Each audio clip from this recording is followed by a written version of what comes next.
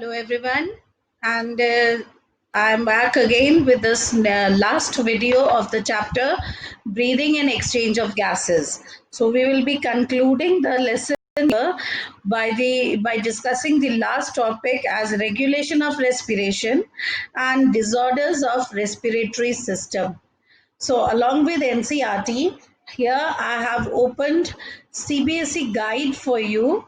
Okay, it's a very good app if you can have this app in your mobile phone or your laptop.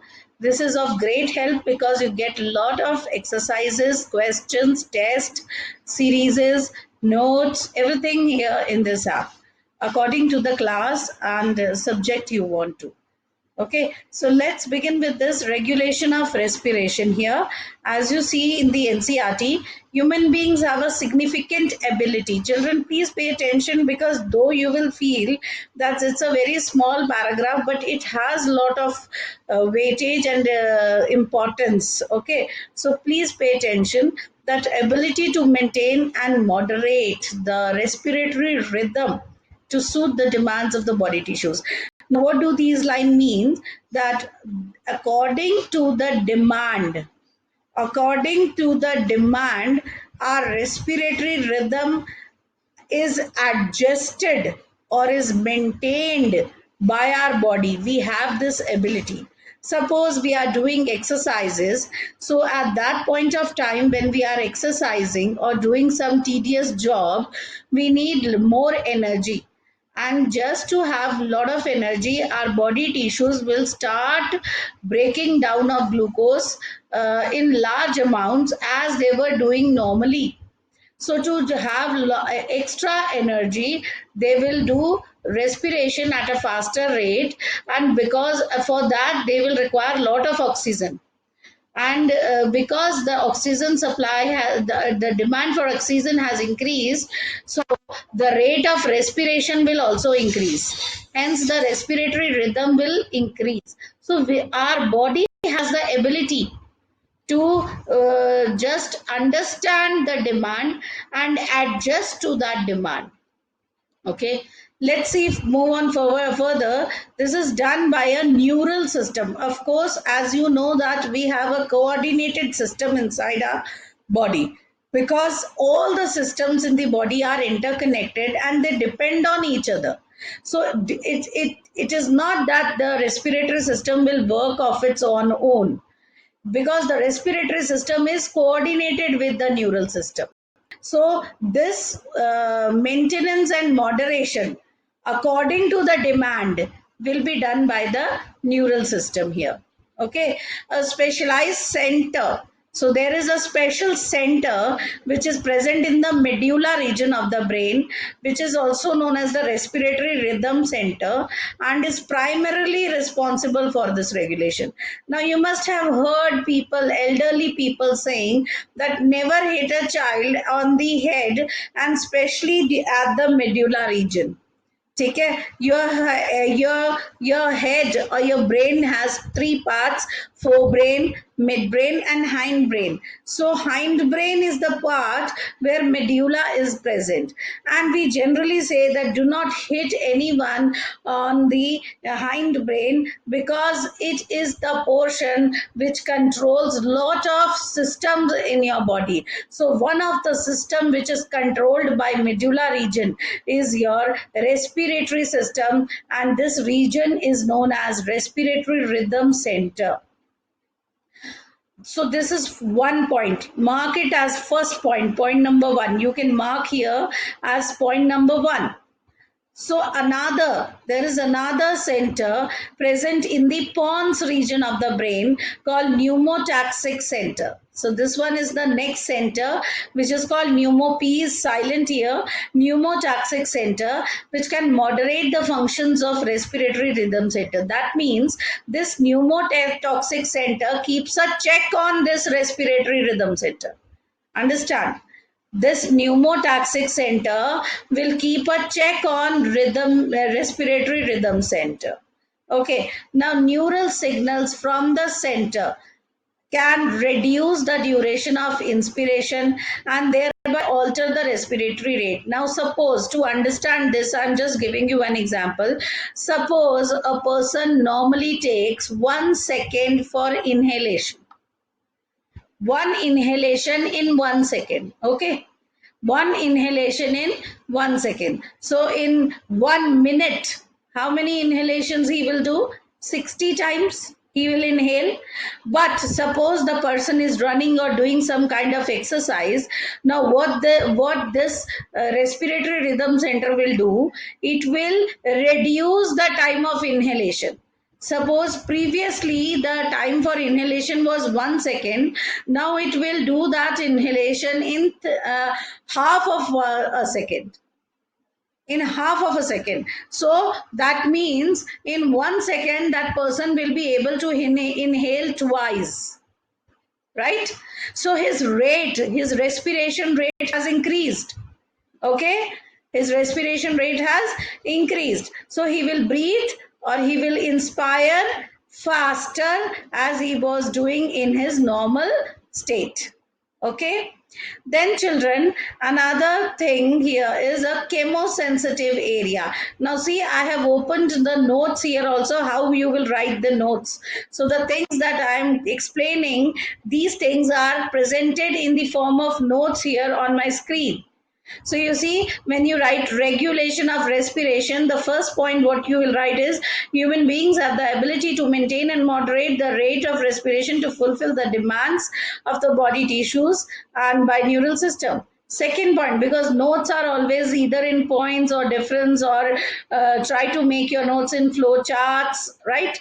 That will be easy to understand and write it down. So the second point is respiratory rhythm center. It is located in the medulla region of the hindbrain, and pneumotaxic center in the pons moderate the function of respiratory. Its function is to moderate the respiratory rhythm center. See, now, these 2 points we have discussed here in this paragraph, right?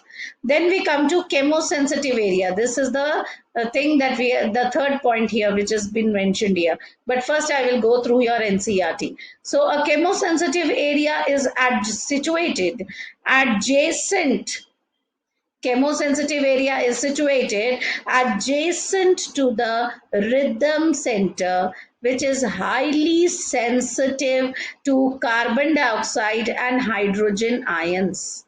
So, children, as the name suggests, chemosensitive means the area is sensitive to some kind of chemical or some kind of ions which are present there. So as the name suggests, chemosensitive area, first of all, where is it present? It is present adjacent to the rhythm center. Now, whom is this sensitive to? It is highly sensitive to carbon dioxide and hydrogen ions. Now, how? See, how are they sensitive? Increase in these substances. If CO2 and H plus ions increase, if carbon dioxide and hydrogen ion concentration increases, they can activate this center as soon as the level increases from the normal. As soon as these level increase from the normal level, the chemosensitive area will get activated, and it will turn on, it will be switched on, which in turn, and when it will be switched on, it will send a signal to rhythm center.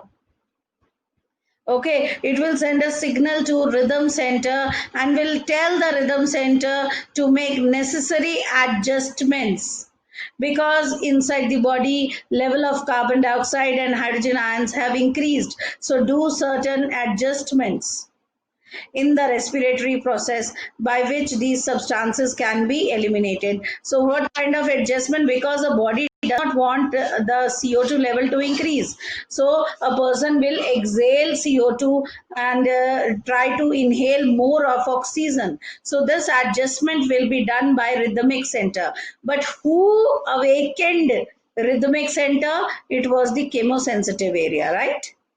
So, in respiratory processes by which these substances will be eliminated, receptors associated with aortic arc. Now you remember there is the diagram of heart. The diagram of heart had an outlet from the left ventricle which was carrying oxygenated blood, and that was known as aorta, and it was forming an arc above the heart. So the receptors are present there near the arc and the carotid artery also can recognize these changes. So the receptors are present on the aortic arc and on the carotid artery, and these receptors will recognize the changes in the level of CO2 and H plus. And when they will see that the level of CO2 and H plus has either dropped or increased, they will send necessary signals to the rhythmic center for remedial actions. The role of oxygen in these regulation of respiratory rhythm is quite insignificant, because here mainly I'm basically talking about how they work. Now you, because in the previous sections you have understood that exchange, how the exchange has been done, how transportation of oxygen has been done. Here in this section I'm not talking about how exchange will take place, because that you have already done, or how oxygen will be transported, or how carbon dioxide will be transported, that you have already done. Okay, here the main point is that the messages that are going to be given to the rhythmic center, who will first of all recognize, and then after recognizing, who will send the message? Okay, this is the question which is to be discussed here in this topic of regulation of respiration. So the same notes here. See, chemosensitive area near rhythmic center is highly sensitive to carbon dioxide and H plus ions that ultimately control the respiratory rate. Oxygen do not play, because oxygen has no role here, because oxygen has a role in transportation and exchanging. Here we are worried about the level of CO2 and H plus ions. Okay, because if their level increases, then only the messages will be drawn out, and then only oxygen will come in. Okay, now functions of respiration is energy production, maintenance of acid base balance. You know how, because if H plus ion will increase, the acidity increases, and if it will drop, the acidity will drop down. Maintenance of temperature, return of blood and lymph, this all we know. So one thing here which has been discussed in the notes is mountain sickness is a condition characterized by the ill effect of hypoxia. Now, what is hypoxia, children? Shortage of oxygen. This is a stage when a body is suffering from shortage of oxygen. Why is the oxygen level dropping down? Because the person is on the high altitude, and when the person is at the high altitude, the air pressure is less there, right? So in tissues at high altitude, commonly to the person going to high altitude for the first time. So a person who is actually going to high altitudes for the time, they can feel this hypoxia, but those who are already living there, their body has been adjusted to those environments, those conditions. Okay, now symptoms. What are the symptoms of hypoxia? Loss of appetite, nausea, vomiting occurs due to expansion of gases in the digestive system. Okay, because at the higher level, the gases are lighter, and lighter means they will expand. Okay, breathlessness occurs because of pulmonary edema. Edema is a situation when there is swelling on the eyes, and below the puffness is there on the face. Okay, headache, depression, disorientation, lack of sleep, weakness, and fatigue. So these are the problems faced by a person who is suffering from hypoxia. Then children, we have come to the disorders of the respiratory system. Here also they have discussed asthma, emphysema, and they have also discussed occupational disorders. Same, the notes have been given here. See, it's asthma is a kind of allergy reaction to foreign particles that affect respiratory tract. What are the symptoms? Coughing, wheezing, and difficulty in breathing. Excess of mucus on the walls of respiratory tract. Emphysema, it is the inflation, that is swelling or abnormal distension of the bronchioles or alveoli sacs in the lungs. This occurs due to the destroying of septa between the alveoli because of more of smoking and inhalation of other smokes. Then occupational disorders means those who are the persons who are working in such conditions where they have to inhale some kind of gas, or silicon factories, asbestos, or they have an exposure to silica and asbestos. So they symptoms include proliferation of fibrous connective tissue on the upper part of the lung causing inflammation. Okay, so these are the disorders, occupational hazards. And then pneumonia, we all know what is pneumonia, the acute infection inflammation of alveoli of the lungs due to bacteria Streptococcus pneumoniae. Alveoli become accurately flamed and most of the air spaces of the alveoli is filled with the fluid and dead WBCs limiting gaseous exchange. So I hope these are the normal general conditions which we all know. Thank you for listening to the lecture. And this is, we have finished with this chapter, breathing and exchange of gases.